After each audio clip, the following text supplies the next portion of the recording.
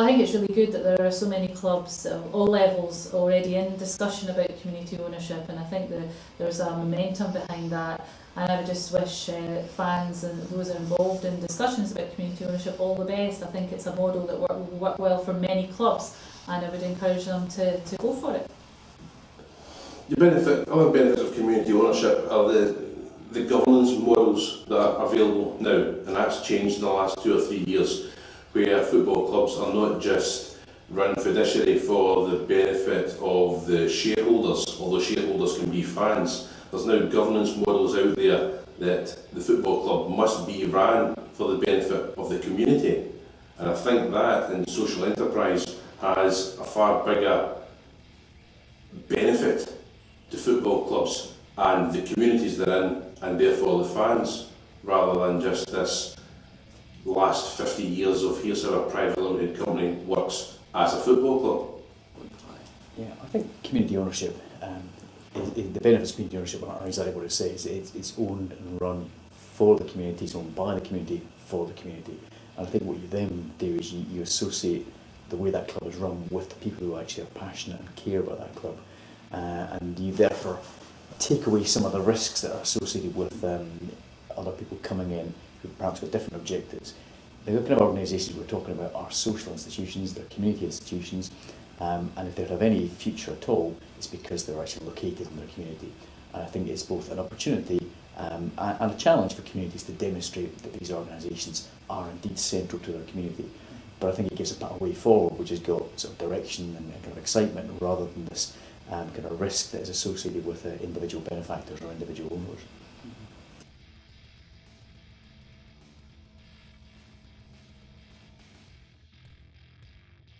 We've seen the single benefactor model just failing to work. Some very obvious examples, but all the way through Scottish football I think it's proven now that it's just not just the one person, but teams with larger committees or larger people involved in it tend to be more stable rather than single ownership. And if you transpose that onto the fan base, it's a recipe for something that's going to be far, far better. Normally supporters will do whatever they can for clubs to survive. I mean, the last few clubs I've been involved with, it's actually the supporters that have kept it alive by actually making donations. They've actually kept the cash flow going by making donations, and they've ultimately actually purchased the shares in the club. So from that point of view, you're always going to be much more confident if you have, supporters behind you. Well, I think we've seen a lot of clubs in Scotland maybe having some difficulties over the years, and community ownership has been a solution for some of those. But I think community ownership is now being looked at by lots of different clubs in different sizes, different leagues, as a positive in itself. And I think what we want to see in Scotland is football reaching a position of being sustainable, and I think community ownership provides one model of helping clubs to be sustainable, rooted in their community, supported by the fans, and the finances can be helped by that. So sustainability is absolutely key here, and I think community ownership has something to offer, creating a sustainable platform for football in Scotland.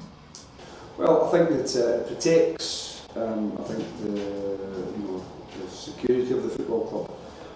Clyde, like a lot of football clubs, had some real financial hardships and got himself into debt, quite severe debt for a club of Clyde's size. And I think that was primarily down to single ownership and obviously overspending beyond their means, which happens an awful lot in football. When we became a community interest club, then obviously that was the start of the road of recovery. And we now I think have 461 owners who pay a subscription, an annual subscription. And that again protects the security and the future of the club. So I think that's the single biggest advantage, because then there's no one person can make a decision that might put the club in jeopardy. So I think that's very important. I think for fans and for the historical element of the football club as well, I think it's vital that the club continues to have a bright future.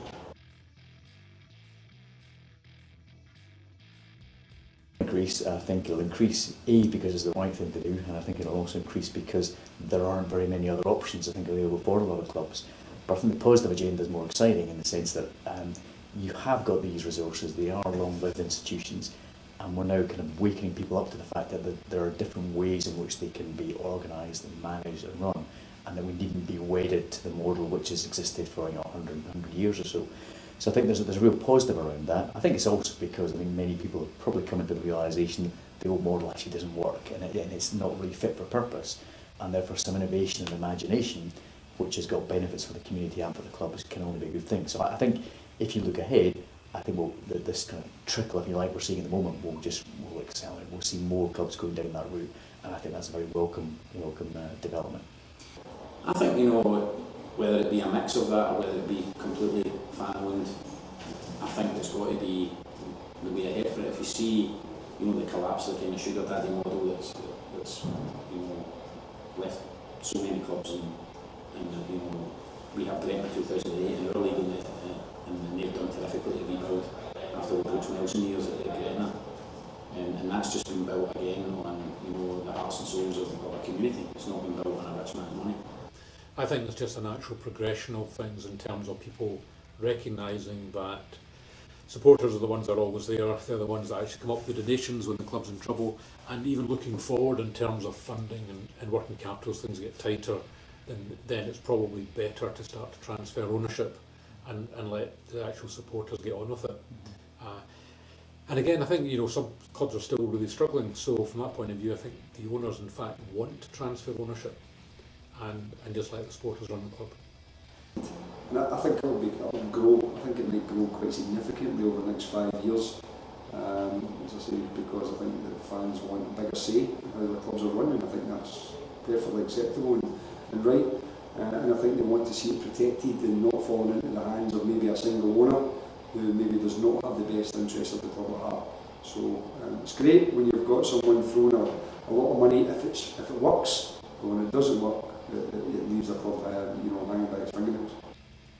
I think there's a real groundswell here. I think we've reached a tipping point where those benefactors who are there can't get out. And I think they want out in most cases. In the past they would have probably sold their shareholding to somebody else. But the reality is most of these shares are worthless. They're only bits of paper. They give you access rights to the club. So I think there's quite a movement, apart from the clubs who've been in crisis, the Dunfermlines and the Hearts.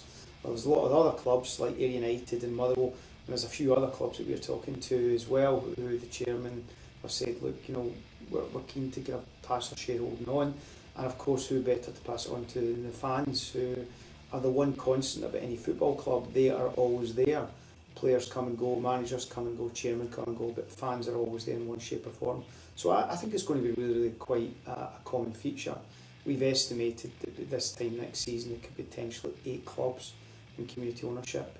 And the reality is there's also a lot of smaller clubs who actually are community ownership. It's just the shareholding that hasn't been transferred.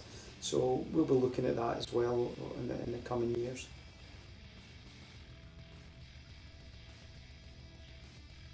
What we did was, when we realised we had to intervene, we couldn't take the general "it's going to be fine" answers we were getting. So we gathered 1 or 2 points together, and I just called a meeting, an open meeting. We decided it was not just a supporters trust issue, that it was going to be a wider issue for the club. So we booked a small room in the club, thought we would get 20-30 people, and as it happens, about 150 people turned up because they were concerned. Gavin had been telling everybody for a long time there was no issues, and people were starting to realise that we were maybe telling the truth, that we knew that there were issues. For sure it would have been in liquidation. It could not have gone on the way it was going on. When he put it into administration, we were the ones that were keeping it going. We were the ones that were giving the BDO money. We had given money for paying the wages. BDO took over this club with not a penny, so there was nothing to pay. So if the fans hadn't rallied together, the club would have gone. I think it made the fans realise that it's their responsibility. It's, we've been for the last few years governed by one family. We didn't always know what the situation was, and I think the fans just came to realise that it's their club, it's their responsibility. They'll be here when other people are not here, and they realised if they didn't gather the money together, there just wouldn't be a club. We've always been a community club, but to the extent we've always had lots of mini kickers and fitness things within the community. We moved away a lot from the businesses within the community. Businesses weren't getting paid for their services, and that was causing a big disruption in the town. We've now become a community club, and people have a chance to buy in. They've got the chance to be part of this club. Whether it's monetary or whether it's just giving us their services. People are here all the time volunteering to do things. They don't want to see the club go down, or they didn't want to see the club go down. It's very much part of the community, and if there wasn't a football club here, then the whole community would miss out on a lot of different areas. It's in our hands now, it's in the supporters and the community's hands, and it's up to us to keep it going.